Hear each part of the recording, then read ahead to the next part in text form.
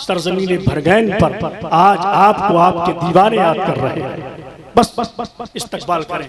नारे तकबीर, अल्लाहु अकबर, नारे तकबीर, अल्लाहु अकबर, नारे रिसालत, या रसूल अल्लाह, शहीदाने करबला कॉन्फ्रेंस जिंदाबाद, जश्ने शादी, जश्ने दस्तार बंदी, जिंदाबाद, हज़रत अल्लामा मौलाना फुरकान रज़ा मंजरी, जिंदाबाद, नारे तकबीर, अल्लाहु अकबर, नारे रिसालत। या रसूल बस ये चार मसले अपने भरगैन के लोगों के लिए, कुर्ब जवार के लोगों के लिए, आए हुए मेहमानों के लिए और हजरत के इस्तकबाल के लिए, जिन्हें हम गुलामे शहे कौनैन कहते हैं, जिन्हें हम गुलामे शहे कौनैन कहते हैं, गुलामाने गुलामे हजरत हसनैन कहते हैं।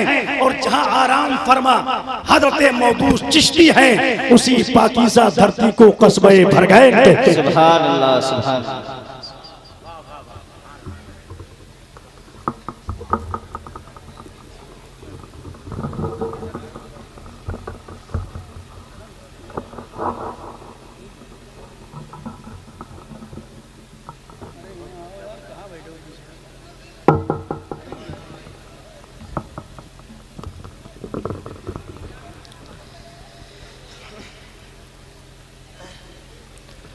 मिंबर नूर पे तशरीफ फरमा वारिसाने उलूम नबविया नाशरीन मसलक आला हजरत जमी अरबाब मिंबर अइम्मा मसाजिद मुदर्रिसीन मदारिस इस्लामिया मुअज़्ज़ज़ सामिईन किराम, इस्लामी रिश्ते की माँ और बहनों, अस्सलामु अलैकुम व रहमतुल्लाहि व बरकातुहू। अल्हम्दुलिल्लाहि रब्बिल मशरिक़ैनि व रब्बिल मग़रिबैन वस्सलातु वस्सलामु अला सय्यदिल कौनैन व अला आलिहि व अस्हाबिहि फ़ाज़ू फ़िद्दारैन। अम्मा बअद फ़अऊज़ु बिल्लाहि मिनश शैतानिर रजीम। बिस्मिल्लाहिर रहमानिर रहीम।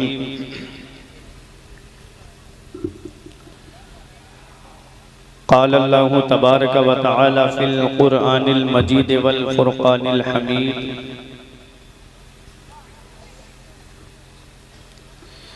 इक़रा बिस्मि रब्बिकल्लज़ी ख़लक़। वक़ाल अल्लाहु तबारक व तआला फ़ी मक़ामिन आख़र वआशिरुहुन्न बिलमअरूफ़। आमन्तु बिल्लाहि सदक़ल्लाहुल अज़ीम व सदक़ रसूलुहुन नबियुल अमीनुल करीम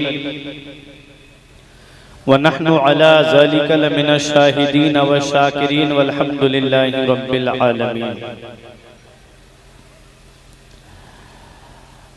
आइए हजरात, हम और आप मिलकर सबसे पहले मुस्तफ़ा जाने रहमत शम्ए बज़्मे हिदायत नौ शहे बज़्मे जन्नत काबे के बद्रुद्दुजा तैबा के शम्सुद्दुहा दाफ़िए जुमला बला शाफ़िए रोज़े जज़ा यानी सबसे औला व आला, सबसे बाला व बाला, अपने मौला का प्यारा, दोनों आलम का दूल्हा, जाने मसीहा, रहमत का दरिया, गमज़दों का सहारा, जिस नबी की अज़मत व शान को बयान करते हुए मेरा इमाम फरमाता है, सरवर कहूँ के मालिको मौला कहूँ तुझे, सरवर कहूँ के मालिको मौला कहूँ तुझे, बागे खलील का गुले ज़ेबा कहूँ तुझे, तेरे तो वस्फ़ ऐबे तनाही से है बरी, हैरा हूँ मेरे शाह मैं क्या क्या कहूँ तुझे, आखिर रज़ा ने ख़त्म सुखन इस पे कर दिया, खालिक का बंदा खल्क का आका कहूँ तुझे। वो नबी जिनकी अज़मत व शान को बयान करते हुए मेरे पीरो मुर्शिद हुजूर ताज शरिया फ़ख्रे अज़हर फरमाते हैं, जहाँ में उनकी चलती है वो दम में क्या से क्या कर दें, जहाँ में उनकी चलती है और दम में क्या से क्या कर दें, जमी को आसमां कर दें, सुरैया को सरा कर दें, फिजा में उड़ने वाले यूं ना इतराएं, निदा कर दें वो जब चाहें जिसे चाहें उसे फरमा रवा कर दें। तमाम लोग मोहब्बत व अकीदत के साथ गुंबदे खजरा की जानिब लो लगाकर दुरूद पाक की डालियां मोहब्बत की थालियों में इस उम्मीद पर सजाकर पेश करें कि जमाने से मुसलसल दर्द सुबह शाम मिलता है, दुरूद पाक पढ़ लीजिए बहुत आराम मिलता है। पढ़िए बाबा से बुलंद अल्लाहुम्मा सल्ली अला सय्यिदिना व मौलाना मुहम्मदिन व बारिक व सल्लिम सलातुम व सलामन अलैका या रसूल अल्लाह सल्लल्लाहु तआला अलैहि वसल्लम। काबिल मुबारकबाद हैं हमारे करम फरमा आशिक अली खान साहिब किबला कि जिन्होंने अपने बेटे के निकाह की मुबारक घड़ी के मौके पर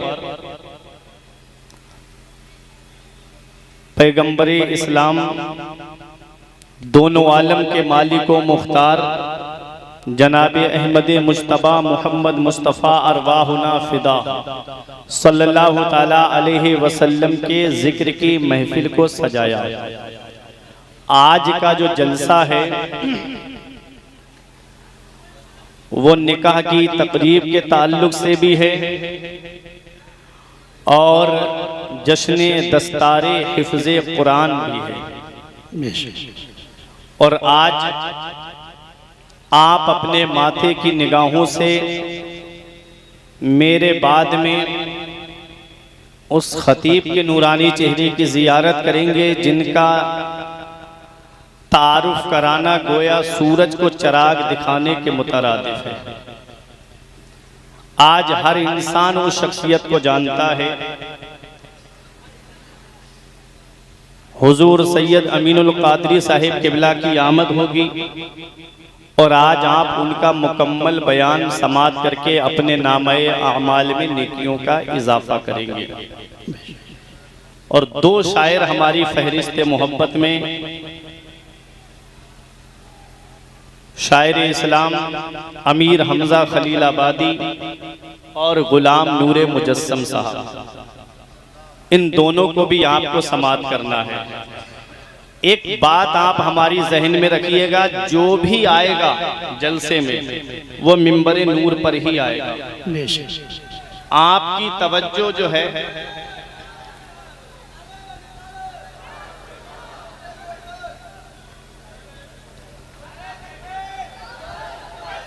बैठे हैं आप हजरात, मैं कह रहा हूं ना आज आप बहुत ज्यादा डिस्टर्ब होंगे।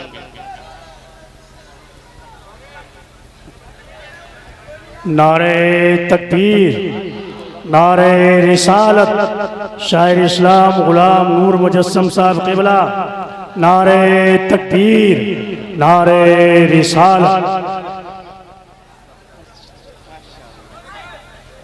आप लोग तशरीफ लग रहे हैं और मेरी माँ बहनें जो है ये पीछे हटे, थोड़ा आदमी आएंगे फिर आपको तकलीफ होगी, पीछे बैठने की कोशिश करें, आगे न बढ़े आप।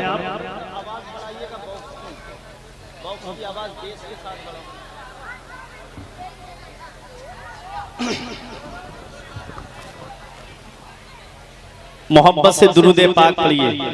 अल्लाहुम्मा सल्ली अला सय्यिदिना व मौलाना मुहम्मदिन व बारिक व सल्लिम सलातुम व सलामन अलैका या रसूल अल्लाह सल्लल्लाहु ताला अलैहि वसल्लम। इस्तिकबाल ये उलमाए किराम करेंगे जो भी आएगा, ठीक है। बस आपको बयान सुनना है, शायर की नाते सुनना है, उसके अलावा आपको तवज्जो यहाँ देनी है। जो भी आएगा यहीं आएगा। इतना याद रखिएगा, जो भी आज जलसे में आया है वो आपको सुनाने के लिए आया है, बगैर सुनाए वापस नहीं जाएंगे इंशाअल्लाह। शादी करो तो ऐसी करो सादगी के साथ, शादी करो तो ऐसी करो सादगी के साथ, जैसे अली का अक्द हुआ फातिमा के साथ। जरदार देख कर ना जमींदार देख कर, जरदार देख कर ना जमींदार देख कर, रिश्ता करो नबी का वफादार देख कर। रिश्ता करो नबी का वफादार देखकर। आज मुझे दो मौजुओं को समेटना है। पहले तो आप ये सुनिएगा कि आज आप जिस जगह बैठे हैं इसे मदरसा कहते हैं। जिस जगह आप बैठे हैं इसे क्या कहते हैं? बोलेंगे आप थोड़ा सा, क्या कहते हैं? मदरसा। जब पैगंबरे इस्लाम मक्के से हिजरत करके मदीना तशरीफ लाए तो अल्लाह का घर सबसे पहले आपने बनाया। मस्जिदे कुबा बनाई मदीने वाले मुस्तफा ने। सबसे पहली मस्जिद जो है मस्जिदे कुबा।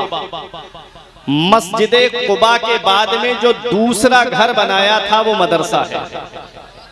असहाबे सुफ़ा का जो चबूतरा है जहां 70 सहाबाए किराम पैगंबरे इस्लाम से इल्म हासिल किया करते थे, उसी में मौला अली शेर खुदा हैं, उसी में हजरत अबू हुरैरा हैं, उसी में हजरत उमर फारूक आजम हैं, उसी में हजरत अबू बकर सिद्दीक हैं। तो खानाए खुदा के बाद में, मस्जिद के बाद में दूसरा जो घर बना था वो मदरसा है। आज आप अल्लाह के रसूल के घर में बैठे हुए हो, आज आप मदरसे में बैठे हुए हो। ये मदरसे तुम्हारी जरूरतों का नाम है, ये मदरसे तुम्हारी उमंगों का नाम है। अपने जहन को करीब करिएगा। अल्लाह तबारक व तआला ने सबसे पहली वही अपने महबूब पर नाजिल फरमाई तो क्या सबसे पहले नमाज का हुक्म दिया? क्या सबसे पहले रोजे का हुक्म दिया? क्या सबसे पहले ज़कात का हुक्म दिया? क्या सबसे पहले हज का हुक्म आया? क्या सबसे पहले सदका व खैरात का हुक्म आया? होना तो ये चाहिए था कि अल्लाह तबारक व तआला की इबादत में सबसे अहम इबादत जो है वो नमाज है। होना तो ये चाहिए था कि सबसे पहली वही नाजिल होती तो नमाज का हुक्म दिया जाता, अकीमुस सलात, नमाज कायम रखो। होना तो ये चाहिए था कि नमाज के बाद रोजे का हुक्म आता है। होना तो ये चाहिए था कि आयत नाजिल होती, या अय्युहल्लज़ीना आमनू कुतिबा अलैकुमुस सियाम कमा कुतिबा अलल लज़ीना मिन क़ब्लिकुम लअल्लकुम तत्तक़ून। रोजे का हुक्म भी नहीं आया। होना तो ये चाहिए था कि हज का हुक्म आ जाता, वलिल्लाहि अलन नास हिज्जुल बैति मन इस्तताअ इलैहि सबीला। हज का भी हुक्म नहीं आया। वातुज़ ज़कात, ज़कात का भी हुक्म नहीं आया। सबसे पहला जो हुक्म आया है, सबसे पहली वही जो पैगंबर पर नाजिल हुई है। अल्लाह फरमाता है इक़रा पढ़िए, इक़रा पढ़िए। तालीम कितनी जरूरी है, एजुकेशन कितना जरूरी है, शिक्षा कितनी जरूरी है।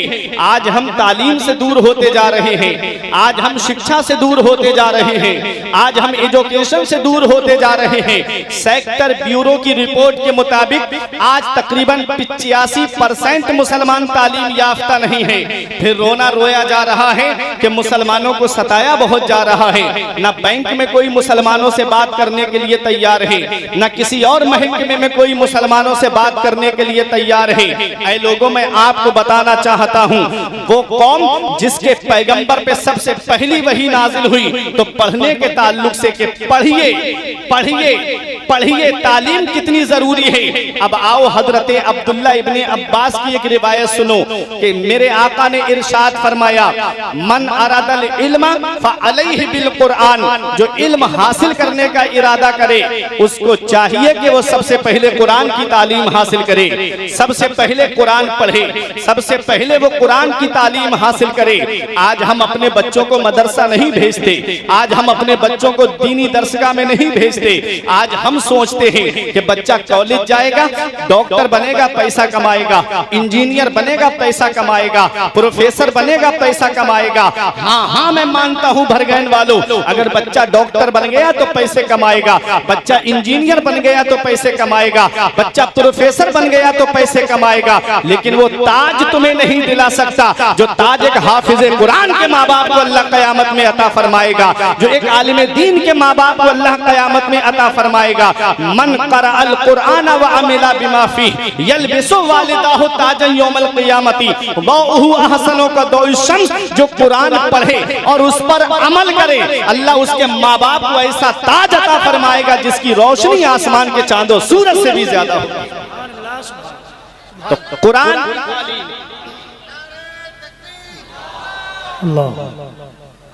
कुरान की तालीम कितनी जरूरी है, कुरान कितना जरूरी है।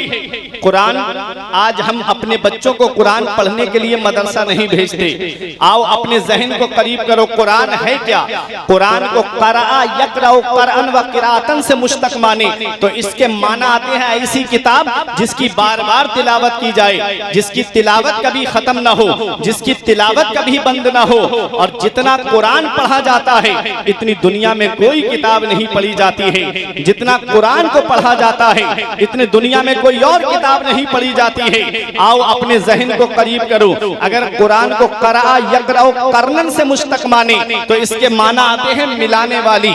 तो कुरान का माना होगा कि कुरान वो अल्लाह की किताब है, जब बंदा कुरान की तिलावत करता है तो ये कुरान बंदे को मौला से मिला देता है, ये कुरान बंदे को परवरदिगारे आलम से मिला देता है। मेरे आका ने इरशाद फरमाया, कुरान अल्लाह की वो रस्सी है कि जिसका एक सिरा तिलावत करने वाले के हाथ में है और दूसरा सिरा अल्लाह के दस्ते कुदरत में है। कुरान जब बंदा पढ़ता है तो ये कुरान बंदे को मौला से मिला देता है। बात समझ में आ रही है? कुरान की तालीम है क्या? कुरान जिस सीने में आ जाता है वो सीना आग से महफूज हो जाता है। कुरान जिस सीने में आ जाए वो सीना आग से महफूज हो जाता है।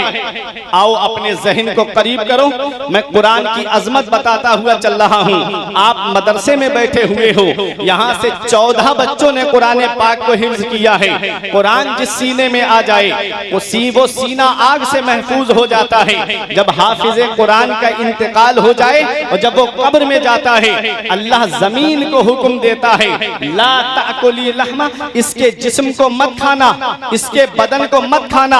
जमीन कहती है, ऐ मेरे परवरदिगार, मैं कैसे उसके जिस्म को खाऊंगी जिसके सीने में तेरा कलाम मौजूद है। पता चला हाफिजे कुरान का जिस्म जो है, बाअमल हाफिजे कुरान का जिस्म जो है वो कब्र में सलामत रहता है, उसे कब्र की मिट्टी नहीं खाती है। अब सोचो, कुरान जिस सीने में आ जाए वो सीना आग से महफूज हो जाता है, वो सीना आग से महफूज हो जाता है। तो हाफिज कुरान की शान का आलम क्या होगा? बख्शिश की राह मोमिनो आसान बना लो, अपने लिए निजात का सामान बना लो। दुनिया की किताबों पे नजर बाद में रखना, बच्चों को पहले हाफिज कुरान बना लो। कुरान है क्या? हर चीज का बयान कुरान के अंदर है, हर चीज का जिक्र कुरान के अंदर है। हीरे कुरान के अंदर मौजूद है, मोती कुरान के अंदर मौजूद है, सदफ कुरान के अंदर मौजूद है, गौहर कुरान के अंदर मौजूद है। और जिस मरीज को दुनिया के डॉक्टरों ने इलाज कर दिया हो उसकी शिफा भी कुरान के अंदर मौजूद है। लेकिन इतना इल्म होना चाहिए, इतनी सलाहियत होनी चाहिए, इतनी काबिलियत होनी चाहिए कि कुरान के अंदर से वो रुमूज व असरार को तलाश कर सके। आओ मैं आपको बताऊं कुरान है क्या। हर चीज का बयान कुरान के अंदर मौजूद है, हर चीज का जिक्र कुरान के अंदर मौजूद है। पर इमाम गजाली के पास में एक गैर मुस्लिम आता है, मुसलमान नहीं, उलमा की तवज्जो, गैर मुस्लिम आता है और आकर के इमाम गजाली से कहता है, ए इमाम गजाली, तुम्हारे कुरान में एक दावा किया गया है। फरमाया कौन सा दावा? कहा वला रत्बिन वला याबिसिन इल्ला फी किताबिन मुबीन, कि कोई खुश्क-ओ-तर चीज ऐसी नहीं जिसका जिक्र कुरान के अंदर मौजूद न हो। मतलब हर चीज का बयान कुरान में है। तो आप मुझे एक सवाल का जवाब दीजिए। आपने फरमाया कर, उसने कहा कि मुझे ये बताइएगा, कुरान में सितारों की चाल का जिक्र है। सितारे जो आसमान में चलते हैं वो दो तरह से चलते हैं, एक मुस्बत अंदाज में चलते हैं, दूसरे मनफी अंदाज में चलते हैं। एक सीधी चाल चलते हैं, दूसरे उल्टी चाल चलते हैं। तो मुझे ये बताइएगा, जब मैंने तुम्हारा कुरान पढ़ा तो मुझे उसमें सीधी चाल का जिक्र मिल गया, लेकिन मुझे उल्टी चाल का जिक्र नहीं मिला। इमाम गजाली हैरत से देखने लगे, ये गैर मुस्लिम है और कुरान पढ़ता है, ये गैर मुस्लिम है और कुरान की तिलावत करता है। आज हम कुरान पढ़ते हैं तो किसी का इंतकाल हो गया तो तीजे में जाके रस्मन कुरान शरीफ की तिलावत कर दी, या किसी के घर कुरान खानी हुई तब कुरान की तिलावत कर दी। गैर मुस्लिम जब कुरान पढ़ता है तो उसमें से कुछ तलाश करने के लिए कुरान पढ़ता है। देख लो गैर मुस्लिम, जब अल्लामा सदरुल फाजिल नईमुद्दीन मुराद मुरादाबादी से एक आर्या का मुनाजरा हुआ था, तो उस आर्या ने खड़े होके कहा था, मौलाना तुम हमसे मुनाजरा करने आए हो, तुमको पता है हमें तुम्हारे कुरान के 14 सिपारे जुबानी याद है, अगर तुमको हमारी किसी किताब का एक पाठ याद हो तो वो हमको पढ़ करके सुना दो। अल्लामा सदरुल्लाह फाजिल नईमुद्दीन मुरादाबादी ने कहा, अब भी तेरी समझ में नहीं आया? अरे यही तो मेरे कुरान की शान है, जो अपने तो अपने रहे, गैरों के दिलों में भी जगह बना लेता है। तेरे कौल के मुताबिक तेरी किताब को आए हुए लाखों बरस हो गए, लेकिन आज वो हिंदी में है, संस्कृत में है, हिंदुस्तान के बाहर ना जा सकी। और मेरे कुरान की शान देख, कुरान मक्के में नाजिल हुआ है, कुरान मदीने में नाजिल हुआ है, हिंदुस्तान की सरजमीन पे कुरान है, अमेरिका की सरजमीन पे कुरान है, चाइना की सरजमीन पे कुरान है, हिंदुस्तान के कोने कोने में कुरान है। ये मेरे कुरान की शान है। कुरान पूरी दुनिया में पहुंच गया। और हिंदुस्तान का हाल ये है, आप हिंदुस्तान के एक सूबे से अगर आप यूपी से निकल के बिहार में जाएंगे तो बिहार की बोली आपकी समझ में नहीं आएगी। बिहार से और आगे बढ़ेंगे बंगाल में, आपको बंगाल की बोली समझ में नहीं आएगी। आप गुजरात पहुंचेंगे, गुजरात की गुजराती आपकी समझ में नहीं आएगी। केरला की कन्नड़ आपकी समझ में नहीं आएगी। महाराष्ट्र की मराठी आपकी समझ में नहीं आएगी। ये एक जुबान है। यूपी की जुबान बिहार ना जा सकी, बिहार की जुबान बंगला ना जा सकी, बंगला की जुबान गुजरात ना जा सकी, गुजरात की गुजराती महाराष्ट्र ना जा सकी। मगर वह मेरे कुरान, तेरी अजमत का कोई जवाब नहीं है, तेरी शान का कोई जवाब नहीं है, तेरी बुलंदी का कोई जवाब नहीं है, तेरी अजमत का कोई जवाब नहीं है, तेरे मकाम सुरैया का कोई जवाब नहीं है। कुरान नाजिल हुआ मक्के में, कुरान नाजिल हुआ मदीने में, कुरान नाजिल हुआ जंगे बदर में, कुरान नाजिल हुआ जंगे उहुद में, कुरान नाजिल हुआ गज़वा तबूक में, और पहुंच गया पूरी दुनिया में। हमने कहा एक कुरान, जबकि चलता वो है जिसके पास में पैर हो। एक कुरान जरा ये तो बता, तू पूरी दुनिया में कैसे पहुंच गया? जब तू नाजिल हुआ था तो इंटरनेट का जमाना नहीं था, मीडिया का जमाना नहीं था, सैटेलाइट का जमाना नहीं था, अखबार का जमाना नहीं था। एक कुरान, फिर तू पूरी दुनिया में कैसे पहुंच गया? तो कुरान जवाब देता है, अगर इंटरनेट के जरिए फैला होता तो अमेरिका के ईसाई ने मेरा पीछा किया होता। अगर .com के जरिए फैला होता तो रूस के मजूसी ने ताक़ुब किया होता। अगर अखबार के जरिए फैला होता तो भारत के पत्रकार ने कुछ का कुछ लिख दिया होता।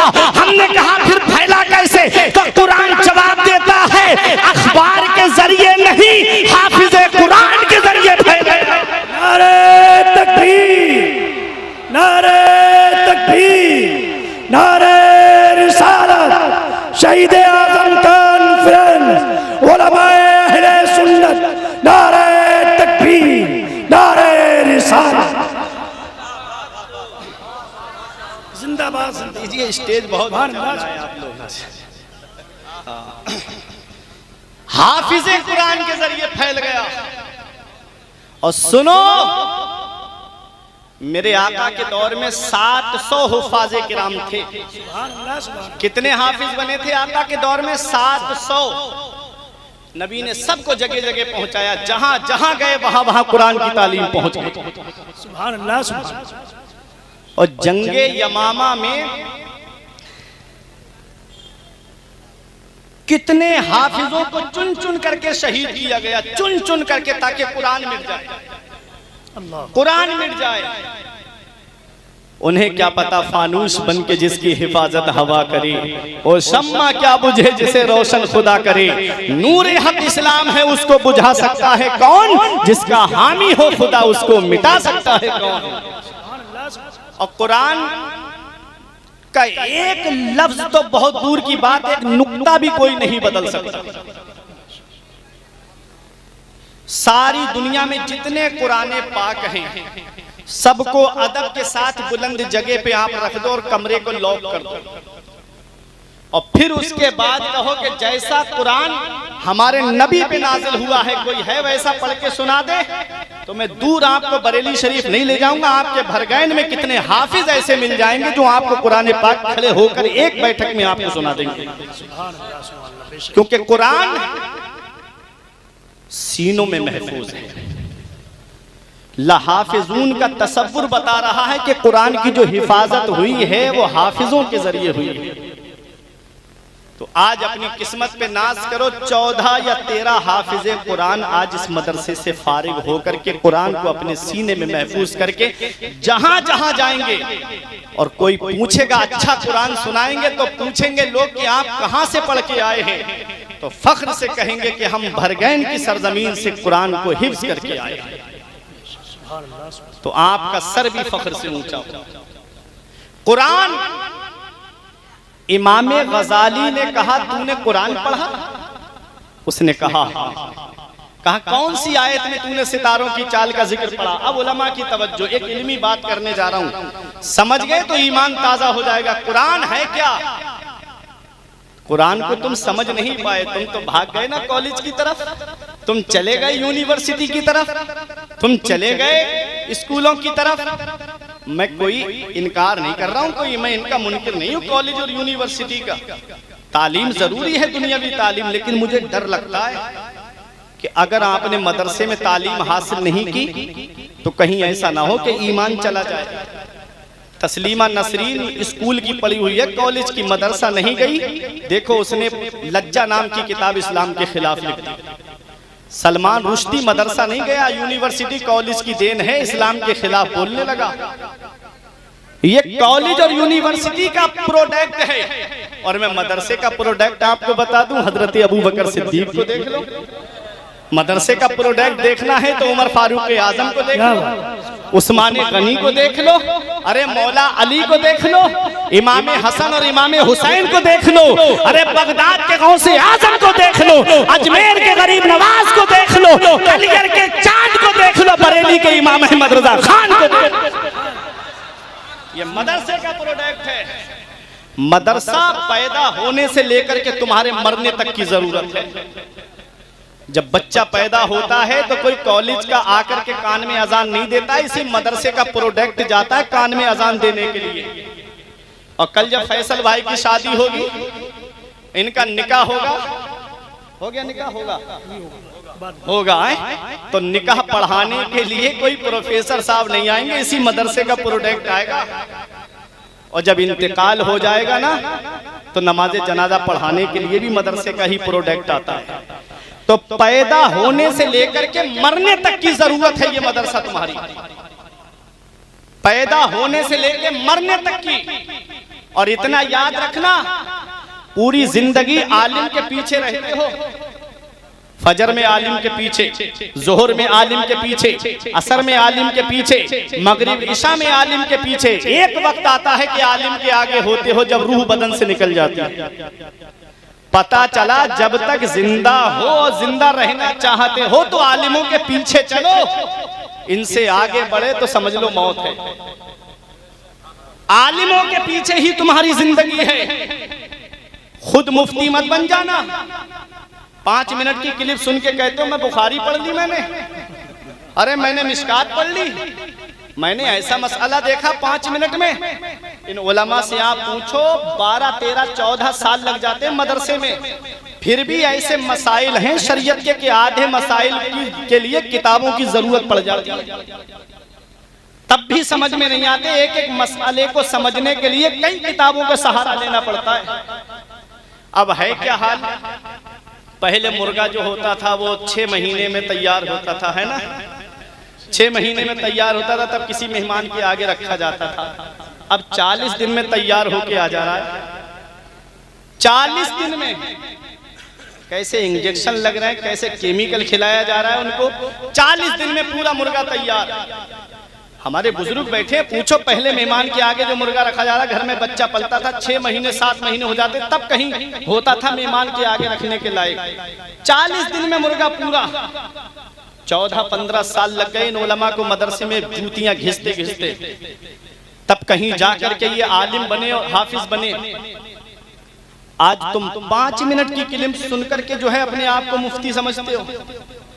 जो जिसका काम है उसी को जेबा देता है। अगर सोफे का काम करने वाले को ला करके आप जो है मकान बनवाओ तो क्या वो बना पाएगा? और मकान बनाने वाले से कहो सोफे बना दे, क्या बना पाएगा? जो आलिमों का काम है, मसाइल बयान करना इन उलमा का काम है। आपका काम है सुनकर के उस पर अमल करना। कुरान है क्या, उसे समझो। हर चीज कुरान में है। इमाम गजाली ने पूछा गैर मुस्लिम से, तूने कुरान की जो सितारों की चाल का जिक्र कुरान में पढ़ा है वो कौन सी आयत में पढ़ा है? तो वो कहता है सूरह यासीन शरीफ की आयत करीमा, कुल्लुन फी फलकिन यस्बहून, हर चीज आसमान में तैर रही है, चल रही है, मैंने उसमें पढ़ा है। आयत करीमा क्या है? कुल्लुन फी फलकिन यस्बहून, हर चीज आसमान में तैर रही है। इमाम गजाली मुस्कुरा के फरमाते हैं तूने इससे सितारों की चाल का जिक्र पढ़ा है? उसने कहा हाँ हुजूर। फरमाया थोड़ा और गौर कर लेता तो तुझे उल्टी चाल का भी जिक्र मिल जाता। वो कहता है मुझे बताइए है कैसे?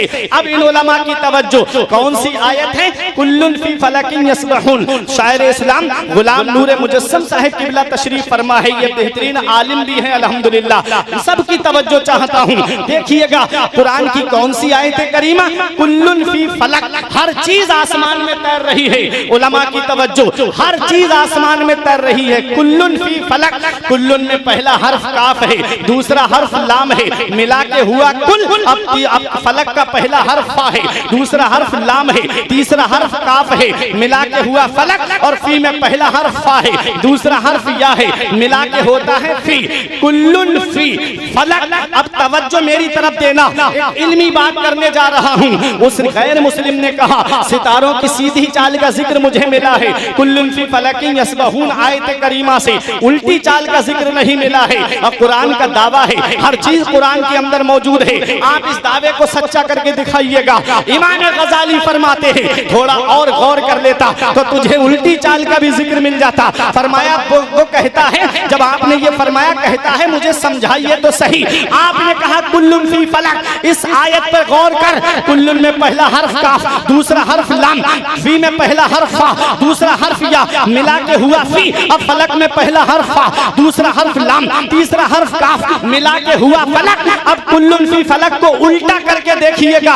अब फलक में आखिरी हर्फ काफ है और बीच वाला हर्फ लाम है, मिला के हुआ कुल। अब फलक का बचा फा और फी का बचा या। अब फिलम मिला के फा और या को मिलाइएगा, हो गया फलक, हो गया कुल्लुन फी। अब फी का बचा फा और इधर लफ्ज़े कुल है और कुल का पहला हर्फ काफ है, दूसरा हर्फ लाम है, मतलब आखिरी हर्फ लाम है, इधर फी का पहला हर्फ फा है। अब फी का पहला हर्फ फा लीजिए और कुल्लुन का आखिरी हर्फ लाम लीजिए और पहला हर्फ काफ लीजिए, मिला के होता है फलक। सीधी तरफ से पढ़ोगे तब भी कुल्लुन फी फलक है और उल्टी तरफ से पढ़ोगे तब भी कुल्लुन फी फलक है। इमाम गजाली फरमाते हैं सीधी तरफ से पढ़ोगे तो सितारों की सीधी चाल का जिक्र मौजूद है और उल्टी तरफ से पढ़ोगे तो सितारों की उल्टी चाल का जिक्र मौजूद है।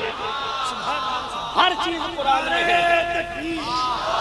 नारे तकबीर, नारे रिसालत, उलमाए अहले सुन्नत।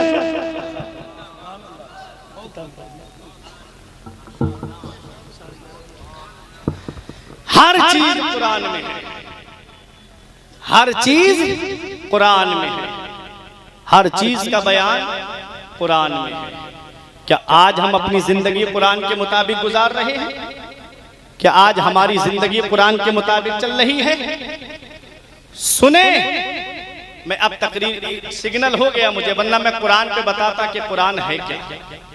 लेकिन सुनिएगा, एक बात बता दूं, कुरान हर चीज कुरान में है। सबसे पहला हवाई जहाज जिसने बनाया था वो भी एक कलमा पढ़ने वाला, कुरान पढ़ने वाला ही था।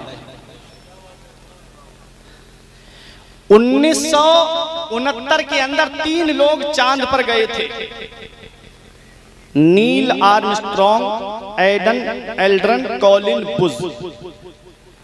जापान ने कहा मेरी तहकीक है, अमेरिका बोला मेरी तहकीक है। हमने कहा ये तो तुम अब दावा कर रहे हो, हमारे कुरान ने 1450 साल पहले बता दिया था कि 3 लोग चांद पर जाएंगे। कुरान ने ये भी बता दिया था कि वो किसी चीज पे सवार होकर जाएंगे। कुरान ने ये भी बता दिया था कि मुसलमान नहीं बल्कि गैर मुस्लिम जाएंगे। ये हमारा कुरान है। कुरान की आयत वल कमर इज़्ज़त तसक लतरकबुन्ना तबकन अन तबक फमा लहुम ला युमिनून।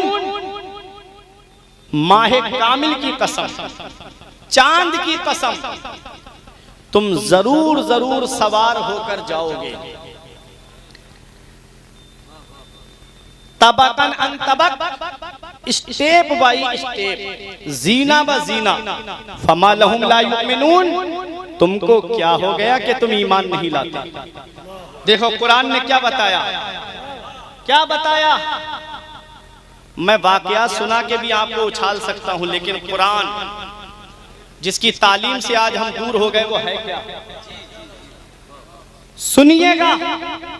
कुरान ने कहा माहे कामिल की कसम, सूरह रहमान में अल्लाह ने फरमाया या माशरल जिन्न वल इंस इन इस्ततातुम मिन अक़तारिस समावाति वल अर्द फनफुजू ला तनफुजूना इल्ला बिसुल्तान फबिअय्यि आलाई रब्बिकुमा तुकज़्ज़िबान। ऐ जिन्न और इंसान के गिरोह, अगर तुम आसमान के किनारों से गुजरना चाहो तो गुजर जाओ, जहां जाना चाहते हो वहां चले जाओ, जहां जाओगे वहां अल्लाह की बादशाहत पाओगे।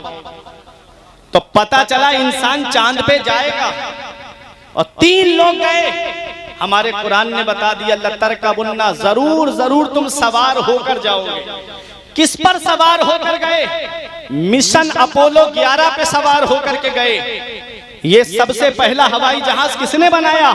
सबसे पहला हवाई जहाज हजरत अब्बास बिन फरनास ने मस्जिद कुर्तुबा के अंदर कुरान पढ़ करके परिंदे का तसव्वुर लेकर के सबसे पहला हवाई जहाज हजरत अब्बास बिन फरनास ने बनाया है। सबसे पहली घड़ी किसने बनाई है? सबसे पहली घड़ी हजरत यूसुफ बिन अम्र ने बनाई है, जिसे मस्जिद कुर्तुबा में नहीं लगाया गया बल्कि दमिश्क की जामा मस्जिद में लगाया गया। सबसे पहला कागज किसने बनाया है? सबसे पहला कागज हजरत अब्बास बिन फरनास ने बनाया है। पहले कागज रुई से बनता था, आज कागज दरख्त से बनता है। अब पेड़ काट के मशीन में डाला जाता है, उसे बारीक पीस दिया जाता है, उस पे केमिकल लगा करके कागज तैयार होता है। जब कागज तैयार हो जाता है तो कोई ABCD उस पे लिखता है, कोई छोटा आ बड़ा आ लिखता है। अब बच्चा पढ़ने के बाद में आला डिग्री हासिल कर लेता है।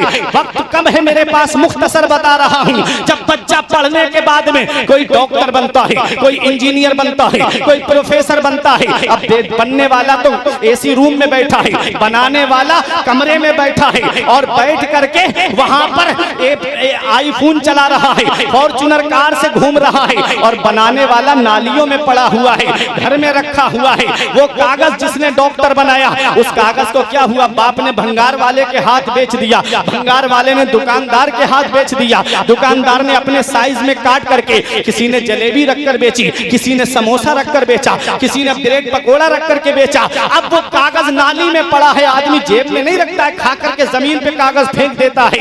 बनने वाला AC में बैठा है, बनाने वाला नाली में पड़ा हुआ है। ऐ भरगैन वालों, सेम मशीन है, सेम केमिकल है, सेम दरख्त है, लेकिन उस पर छोटा आ बड़ा आ लिखा हुआ नहीं है, बल्कि लिखा है बिस्मिल्लाहिर्रहमानिर्रहीम। कोई आलिम फतवा नहीं देगा, कोई मुफ्ती फतवा नहीं देगा। अल्लाह कुरान में फरमा रहा है ला यमस्सुहु इल्लल मुताहरून, जब तक वुजू ना हो इस कागज को हाथ भी मत लगाना। ऐ भरगैन वालों, जब कागज पर कुरान लिख जाए तो कागज अजमत वाला हो जाए। तो जिन हाफिजों के सीने में कुरान के 30 पारे, उन हाफिजों की शान का आलम क्या। तकबीर, नारे रिसालत, शहीद आजम कॉन्फ्रेंस, नारे तकबीर। कागज पे कुरान लिख जाए तो कागज अजमत वाला हो जाए। रब फरमाता है जब तक वुजू ना हो हाथ मत लगाना इसे। तो जब कागज पे कुरान आ जाए तो कागज अजमत वाला हो जाए। जिन हाफिजों के सीने में कुरान के 30 पारे, उन हाफिजों की शान का आलम क्या हो। इसीलिए कहता हूं बख्शिश की राह मोमिनो आसान बना लो, अपने लिए निजात का सामान बना लो। दुनिया की किताबों पे नजर बाद में रखना, बच्चों को पहले हाफिजे कुरान, बच्चों को पहले हाफिजे कुरान बना लो। अब एक हदीस सुनो, तकरीर मेरी खत्म। पैगंबरे इस्लाम इरशाद फरमाते हैं जो कुरान हासिल करे और हर मामले में कुरान को आगे रखे, मन जालहु अमामहु कादहु इलल जन्नह। नबी फरमाते हैं जो हर मामले में कुरान को आगे रखे, कुरान उसको जन्नत में ले जाएगा। और जिसने कुरान वमन जालहू खल्फा ज़हरिही, और जिसने कुरान को पीठ के पीछे रखा, साक़हू इलन नार, तो कुरान उसको जहन्नम में ले जाएगा। नबी ने फरमाया कुरान शफाअत भी करेगा। किसकी शफाअत करेगा? जो कुरान की तिलावत करते हैं, जो कुरान से मोहब्बत करते हैं, जो हाफिज़े कुरान से मोहब्बत करते हैं, जो उलमाए दीन से मोहब्बत करते हैं, कुरान शफाअत करेगा। तो कुरान को जो आगे रखेगा हर मामले में, हम खेती कर रहे हैं तो हम कुरान को आगे रखें कि हमको खेती किस तरीके से करनी है। किसी की मेड़े नहीं छांटना है, किसी के पेड़ों को नहीं तोड़ना है, किसी की ईख का बगैर इजाजत गन्ना नहीं खाना है। कुरान को आगे रखें हर मामले में। कुरान क्या पैगाम देता है, और जब शादी का मौका आए तब भी कुरान को आगे रखें। कुरान हमें क्या पैगाम देता है? कुरान पैगाम देता है व आशिरुहुन्ना बिल मारूफ, अपने घर वालों के साथ मोहब्बत से पेश आओ, अपनी बीवियों के साथ मोहब्बत से पेश आओ, अपने बच्चों के साथ मोहब्बत से पेश आओ, अपने माँ बाप के साथ मोहब्बत से पेश आओ। ये कुरान हमें पैगाम दे रहा है। आज जब हमारे घर में इंतकाल हो जाता है तब हम अपने आलिम के पास आके कहते हैं हजरत छुआरे लेकर आया हूँ 41, इस पर कौन सी सूरत पढ़ी जाएगी आप पढ़ दो। बेरी की लकड़ी लेकर आएगा, हजरत इस पे कौन सी सूरत पढ़ी जाएगी आप पढ़ दो। जब मौत का वक्त आता है तब हमें मौलवी याद आते हैं, और जब शादी का मौका आता है तब हम अपने आलिमों को क्यों भूल जाते हैं? तब हम अपने आलिमों के पास क्यों नहीं आते कि हजरत वो तरीका बताओ निकाह का जो पैगंबर इस्लाम की सुन्नत के मुताबिक हो, वो तरीका बताओ निकाह का जो रसूलुल्लाह सल्लल्लाहु अलैहि वसल्लम की सुन्नत के मुताबिक हो। निकाह है क्या?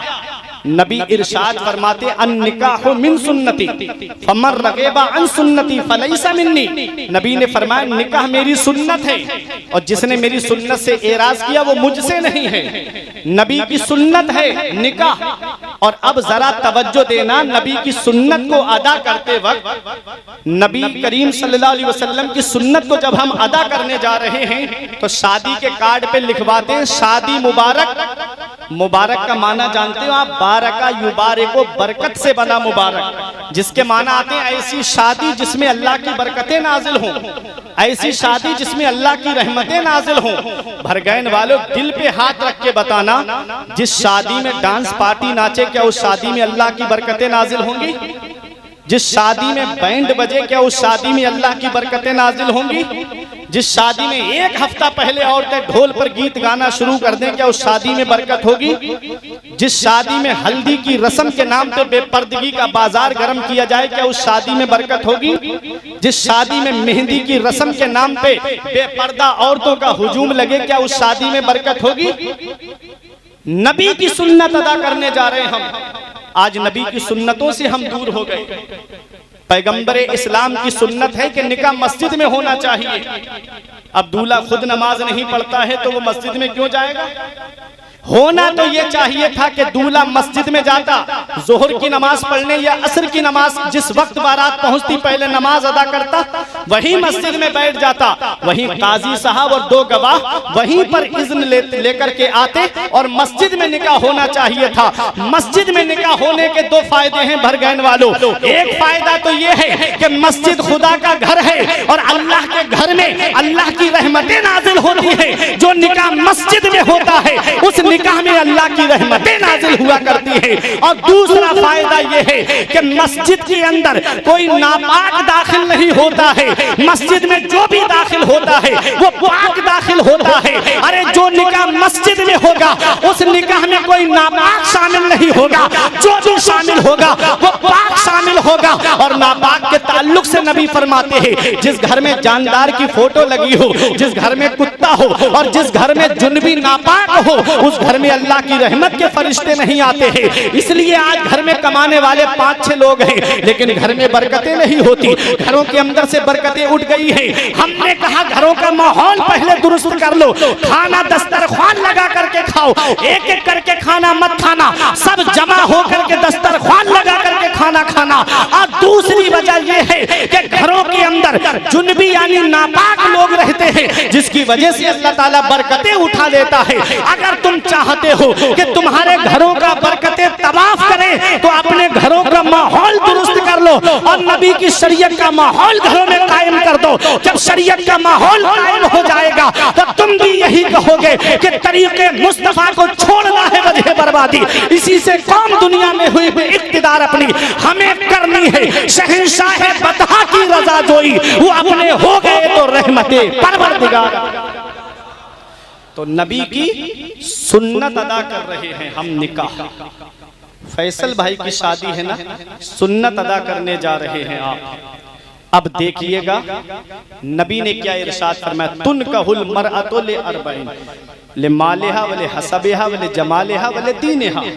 नबी ने फरमाया निकाह जब इंसान करता है तो उसकी 4 वजह होती है। या तो लड़की का माल देख के निकाह करता है, या लड़की का खानदान देख के निकाह करता है, या लड़की की दौलत देख के निकाह करता है, या उसका हुस्न जमाल देख के निकाह करता है, या लड़की की दीनदारी को देख के निकाह करता है।